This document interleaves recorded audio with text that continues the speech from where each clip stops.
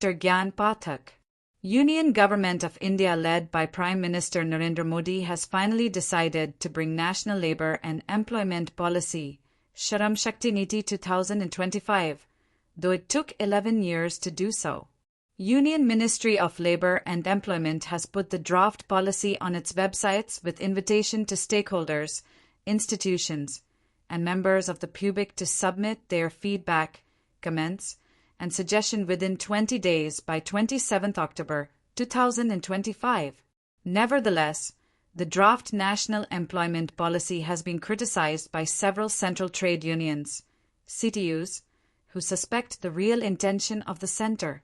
Though the centre has claimed that the draft policy reflects extensive stakeholder consultations and emphasizes cooperative federalism, evidence-based policymaking, and digital transparency, several CTUs have denied consultations. Additionally, the government is yet to hold session of the Indian Labour Conference, ILC, the highest tripartite body on labour in the country, and therefore there is no question of consultation.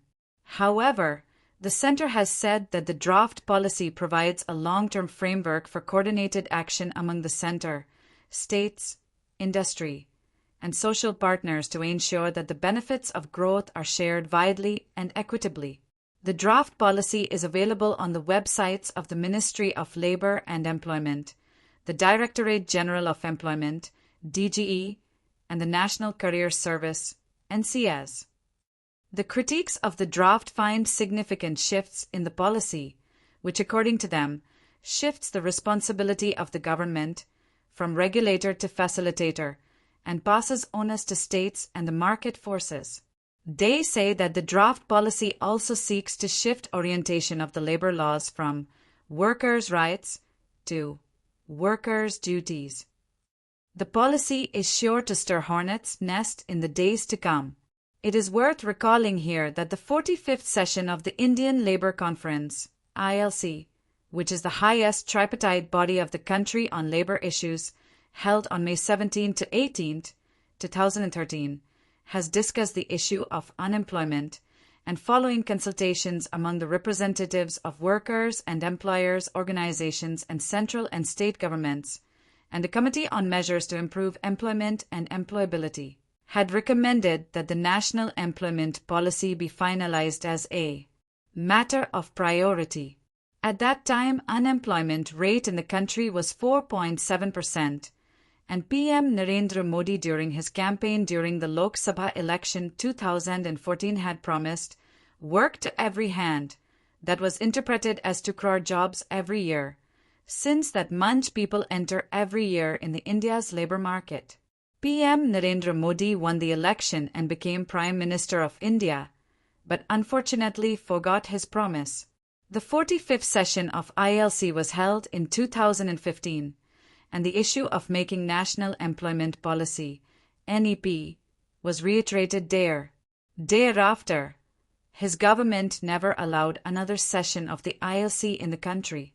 Unemployment reached a 4-5-year high during 2017 to 18 to 6.1%, and the NSSO report was suppressed, but leaked at the fag end of 2013, leading to resignation of its head and some other officials. Nevertheless, when Modi won the election in 2019, the report was ultimately released. The centre brought 4 controversial labour codes: the Code on Wages 2019, the Industrial Relations Code 2020, the Code on Social Security 2020, and the Occupational Safety, Health and Working Conditions Code 2020, but even without consulting ILC, that has recommended to frame a national employment policy for the country. Government is yet to hold any session of the ILC since 2015. In 2021, the officials of the Union Ministry of Labour and Employment had been briefing the media that government intended to bring national employment policy in 2022 or latest by the budget session of the Parliament in 2023. However, Modi government turned its back and informed the Lok Sabha on a question by MP BCT Venkat Satati during the monsoon session 2022 that there was no committee for drafting the national employment policy and there was no plan on developing it. Answering the question raised by MP Sativti, the Union Minister of State for Labour and Employment Rameshwar Tilly has stated, "At present, there is no committee for drafting of national employment policy. However, for evidence-based policymaking, the government has launched surveys on both demand and supply side." Now, on 8 October, the government has said in a PIB press release that the Ministry of Labour and Employment has released the draft National Labour and Employment Policy, Shram Shakti Niti 2025, for public consultation. The draft policy presents a renewed vision for a fair, inclusive, and future-ready world of work aligned with the nation aspiration of Viksit Bharat at 2047, it read. Rooted in India's civilizational ethos of Shrama Garma, the dignity and moral value of work, the policy envisions a labor ecosystem that ensures protection, productivity, and participation for every worker.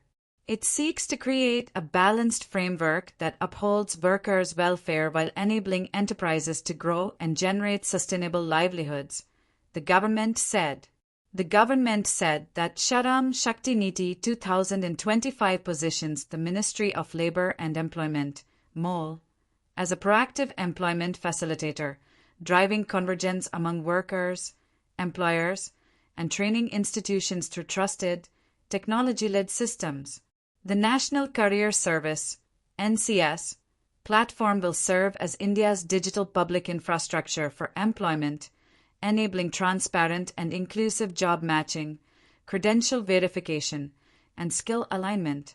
Through open APIs, multilingual access, and AI-driven innovation, the NCS DPI will connect opportunity with talent across Tier 2 and Tier 3 cities, rural districts, and MSME clusters, making employment facilitation a nationwide public good. The policy also places strong emphasis on universal social security, occupational safety and health, women and youth empowerment, and the creation of green and technology-enabled jobs.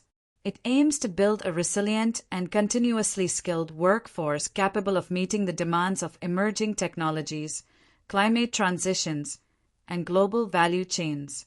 By integrating key national databases such as EPFO, ESIC, eShram, and NCS into a unified labor stack, the policy envisions an inclusive and interoperable digital ecosystem that supports lifelong learning, social protection, and income security.